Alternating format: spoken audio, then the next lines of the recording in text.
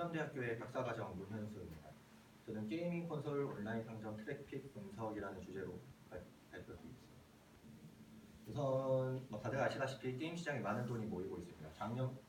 지난달만 하더라도 포트나이트라는 게임에서 1,000억만 원이라는 규모로 대회를 운영했었고, 대회 상금만 1,000억, 그리고 매년 지스타 메인 스폰서도 받을 정도로 굉장히 많은 돈이 게임 시장으로 투입되고 있습니다. 근데 이 게임 회사들이 자선 단체가 아니죠. 이 게임 회사들은 어디서 돈을 모으고 있을까요? 이 게임 회사들은 보통 앱스토어 결제를 한다거나 인앱 결제나 아니면 유료 결제를 한다거나 아니면 온라인 스토어, 스팀이나 도어 같은 온라인 상점을 통해서 게임을 판매를 한다거나 리테일을 한다거나 아니면은 우리가 예전부터 계속 알고 있는 월드 오브 워크래프트 같이 정액제, 리니지 같이 정액제로 운영을 하면서 돈을 벌고 있습니다. 그런데 언제나 그렇듯 돈이 모이면 이상한 사람들도 같이 모입니다. 돈이 모이니까 그 앱스토어 결제를 우회하기 위해서 부정 결제를 한다거나 아니면 가로채기를 한다거나 사기 결제를 한다거나 하는 문제가 생겼고, 그래서 이런 문제들을 해결하기 위해 많은 연구가 진행되고 있습니다. PC 같은 경우에는 운영체제에서 트래픽을 캡처하거나 운영체제의 메모리를 확인한다. 혹은 모바일 같은 경우에는 VPN을 이용해서 트래픽을 캡처하고 VPN의 트래픽에서 결제 정보나 부정 결제 정보, 그리고 MITM 어택을 통해서 결제 가능 여부를 판단하고 있는데요. 문제는 게이밍 콘솔은 그동안 연구가 되지 않았습니다. 왜냐하면 그동안 게임만 할 수 있는 디바이스이기도 했고, 그래서 전용 OS나 전용 디스크로 운영이 되고 있었고요. 그래서 게이밍 콘솔의 PC나 모바일 게임에 비해서도 시장이 굉장히 적어서 이 그래프로 보시면 하단에 초록색 이 색깔 성장으로 그냥 PC랑 거의 비슷한 정도의 성장률만 보이는 상태였고요. 자, 근데 이런 상황에서 PC 어쨌든 게이밍 콘솔이 계속 10%로 PC랑 같이 성장하고 있었음에도 없었던 이유는 냉정하게 이런 카트리지를 통해서 게임이 진행이 되다 보니까 네트워크 트래픽이 애초에 없었습니다. 결제가 되지 않았고, 물리적인 하드웨어를 사다가 게임을 하다 보니까 애초에 부정 결제나 그런 것들을 시도조차 할 수 없었고요. 단순히 OS 해킹이나 OS 하이제킹 이런 것 통해 불법 컨텐츠만 실행할 수 있었는데, 근데 이 게이밍 콘솔도 결국 진화를 해서 게이밍 콘솔 안에 스위치나 플레이스테이션 4 같은 거 안에 온라인 스토어가 탑재가 되기 시작했고, 우리가 휴대폰으로 앱 스토어에서 결제를 하는 것처럼 게이밍 콘솔에서도 결제를 할 수 있게 진화했습니다. 그래서 제가 이번 논문에서 해결할 문제는 게이밍 콘솔 내에서 모바일 게임이나 혹은 PC 게임처럼 트래픽적인 특징이 있냐, 혹은 그리고 모바일 트래픽을 캡처하기 위해서 VPN 같은 기술을 활용해서 게이밍 콘솔은 어떻게 트래픽을 캡처할 수 있냐, 그리고 결제 정보를 보기 이전에 개인정보 누출 같은 특징적인 문제가 될 요소가 있느냐, 이렇게 크게 세 가지 문제로 접근하였습니다.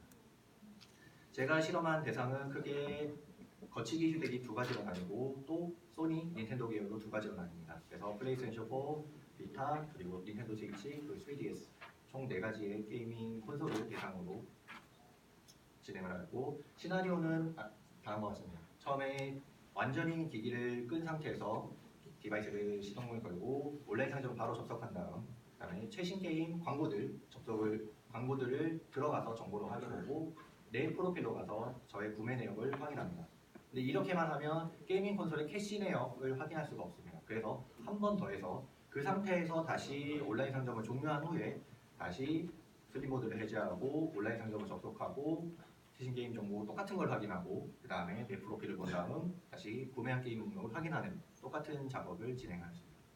그래서 데이터 수집은 지금 사진에서 보시는 것처럼 네 가지의 콘솔들을 각각 휴대기들은 유선으로 연결했었기 때문에 무선으로 라우터를 연결을 하고, 거치기들은 유선으로 라우터에 연결을 하고, 그 다음에 이 라우터는 펌웨어가 커스텀 펌웨어라서 여기서 TCP 넘버를 바로 돌릴 수 있습니다. 그래서 패킷 미러링처럼 바로 TCP 넘버로 제가 패킷을 캡처하도록 유도했고요. 그래서 그 결과 10일 날 각각의 버전별로 했고, 여기서부터 일단 다시 살펴보면, 여기서 하드부팅은 아예 다 셧다운을 한 상태에서 디바이스 완전히 끈 상태에서 전원을 넣었을 때 하드부팅이라고 하고 있고요. 소프트 부팅은 슬립 모드, 그냥 온라인 상점만 끄고 다시 전원을 완전히 내리지 않고 잠깐 화면만 껐다가 1분 후에 다시 켜서 들어갔을 때의 상태입니다. 표로만 봐도 소프트 부팅이 다른 하드 부팅에 비해 트래픽 양이 적은 걸 볼 수 있고 여기에서 캐시의 유무를 파악할 수 있습니다. 그래서 거치기를 먼저 보면 보통 거치기와 휴대기로 나뉘지 않고 실제로 실험을 해보니까 브랜드별로 좀 나뉘는 경향이 있습니다. 우선 플레이스테이션 4는 시작하자마자 기기 업데이트 확인하는 패킷을 날립니다. 그리고 그 소니의 서버에서 데이터가 어떤 업데이트가 있는지를 확인하는 정보를 보내고 그 이후에 다양한 상점을 접속했을 때 이후부터는 암호화된 통신을 하는데 HTTPS 통신을 하는데 그 중에서도 상품 이미지 같은 컨텐츠 정보, 큰 정보는 그냥 비암호화 통신을 하는 것을 알 수 있었고요. 근데 사용자 행동 분류를 하시는 분들은 많이들 아시듯 이런 비암호화 통신에서 이미지나 이런 것들이 보이면 사용자 행동을 유추할 수 있는 굉장히 키포인트가 됩니다. 그래서 문제가 될 여지가 좀 어느 정도 보인다라는 걸 알 수 있고 그리고 닌텐도 스위치 같은 경우에는 굉장히 특이하게 자기 자체적인 서버 닌텐도 서버에 뭔가 HTTP 메시지를 보냅니다. 겟 메시지를 보내고 거기서 OK 메시지가 오면 이 디바이스가 인터넷이 연결이 됐다라고 판단하고 그게 아니라 상호사가 뜬다거나 언리처블이 뜨면 인터넷 연결이 되지 않았다라고 판단합니다. 그리고 그 이후에 모든 정보는 소니와 다르게 모든 정보가 암호화되어서 이미지, 텍스트 할 것이 다 암호화되어서 통신이 되고 있습니다.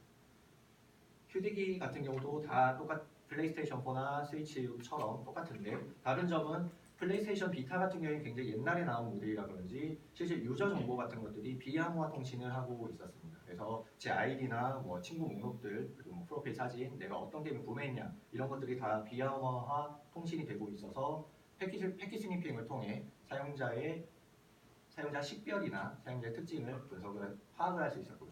그리고 비슷한 시기에 나왔던 3DS, 닌텐도 3DS는 아까 겹치기와 마찬가지로 똑같이 인터넷 연결을 특정 서버로 겟 메시지를 보냈다가 그거에 대한 응답, HTML 다큐멘트를 받거나 혹은 안 받거나 하고 응답을 확인하고 그 이후에 모든 정보를 암호화해서 통신하고 있었습니다.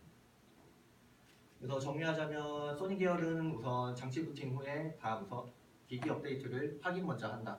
그리고 그 정보가 오면 이게 다 XML 파일이라서 어떤 XML 파일들이 오는지 그리고 업데이트 정보가 무엇인지를 확인할 수 있고요. 그래서 소니 같은 경우에 여기서 그 OS를 해킹할 수 있는 그 여지가 세큐리티 홀이 발생합니다. 그래서 자기가 여기서 패킷 하이제킹을 해서 다른 패킷을 보낸다면 충분히 보안 문제 발생 가능성이 있고요. 그리고 닌텐도 계열은 그런 게 없다. 그리고 비타 같은 플레이스테이션 비타에는 유저 정보가 다 비암호화 통신을 하고 있어서 프로필이나 친구 목록 그런 것들을 다 볼 수 있었다라는 정리가 됩니다. 그래서 조금 더 트래픽적인 특징으로 가보자면 요 앞에 이 33, 28 되어 있는 게 플레이스테이션 4입니다. 플레이스테이션 4나 닌텐도 스위치 같은 경우에는 거치기라서 굉장히 상시 전원이 들어가고 그래서 컴퓨팅 파워가 굉장히 높습니다. 그래서 서버도 굉장히 많은 서버랑 통신을 하고 있고 그 이후에 패킷 양이나 데이터 양에서도 굉장히 월등히 높은 수치를 보이고 있습니다. 근데 재미있는 건 닌텐도 스위치 같은 경우에는 거치기이면서도 어느 정도 휴대기를 겸하고 있는 장치입니다. 이번에 닌텐도가 2년 전에 새로 낸 기기예요. 그래서 어느 정도 휴대기의 특성을 같이 따라서 트래픽 양이나 서버 양도 휴대기와 비슷하게 유지되는 것을 볼 수 있고요. 그리고 마찬가지로 데이터 양도 플레이스테이션 4가 가장 많고 그리고 슬림 모드랑 하드 부팅, 소프트 부팅은 같이 캐시를 통해 확인을 했었죠. 그런 것도 확인할 수 있는 게 소프트 부팅이 되면 전체적으로 패킷이나 데이터나 서버가 전체적으로 준다. 당연한 이야기들을 볼 수 있다. 그래서 프로토콜 사용비를 보면 아까 정리했던 거랑 비슷합니다. 스위치 같은 경우에는 다 암호화 통신을 하니까 처음에 인터넷 확인하는 것만 HTTP 80 포트 HTTP만 쓰고 그 위에 모든 통신들은 다 HTTPS를 쓰는 걸 볼 수 있고요.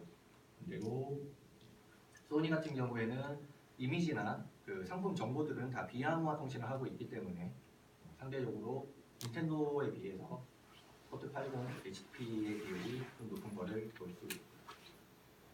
그래서 어느 정도 개인정보 노출 특히나 비타에서 보면 사용자 행동 유추할 수 있는 이미지 정보가 오는 거를 플레이스테이션 4나 비타 트래픽에서 볼 수 있고 비타 트래픽에서는 지금 이렇게 스크린샷으로 볼 수 있는 것처럼 제 아이디 아이디랑 국가 친구 등록이 어떻게 되어 있는지 프로필 메시지가 어떻게 되어 있는지 제 프로필 사진들 이런 것들을 다 평문 통신으로 확인할 수 있습니다. 중간에 하이제킹을 해서 트래픽 스니핑을 통해서 제가 누군지 사용자를 식별할 수 있다. 식별 문제가 여전히 플레이스테이션 비타에서는 처리되지 않았다는 것을 볼 수 있습니다. 그래서 제가 처리하려고 했었던 해결하려고 했었던 세 가지 문제 어떻게 수집할 거냐에서는 커스텀 펌웨어를 설치한 라우터 공유기를 통해서 트래픽 스니핑을 했고 특징이 있냐라는 문제에서 예상했던 것처럼 거치기인 플레이스테이션 4에서 서버 패킷 데이터량이 월등히 높다.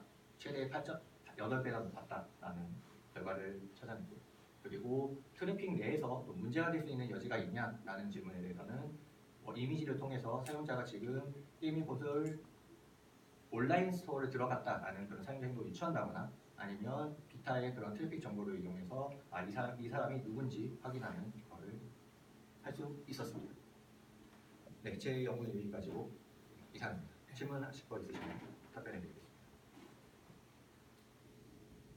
질문 제가 몇 가지 궁금한 게 있는데요. 일단은